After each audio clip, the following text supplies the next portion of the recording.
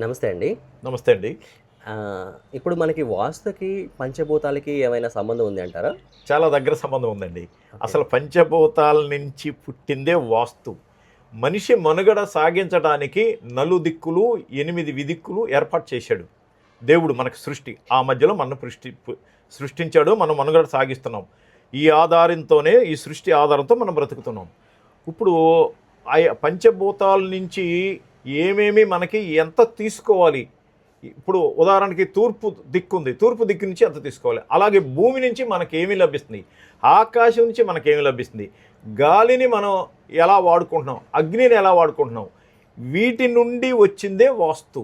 ఇప్పుడు ఇంట్లో కూడా మనిషికి ఇవన్నీ ఎలా, పంచభూతాలు ఎలా ప్రాణాలో, ఇంటికి కూడా ఒక మనిషిగా భావించి వాస్తుని దృష్టిలో పెట్టుకొని వేడి ఎంత ఉండాలి, వేడి ఎక్కడ ఉండాలి, నైరుతిలో ఏ గది ఉండాలి, ఆ నైరుతిలో ఉన్నప్పుడు దాని ఉష్ణం ఎంత ఉండాలి, గాలి వెలుతురు ఎంత ఉండాలి, ఉష్ణం ఎంత ఉండాలి, శీతలం ఎంత ఉండాలి, ఆ ఇంట్లో నివసించేవాళ్ళు సస్యశ్యామలుగా ఆరోగ్యవంతులుగా ఉండాలంటే వాస్తులో నుండి ఈ పంచభూతాలని ఎలా తీసుకొని దానికి ప్రమాణం చేయాలో అది ఆలోచించి చేసిందే వాస్తు.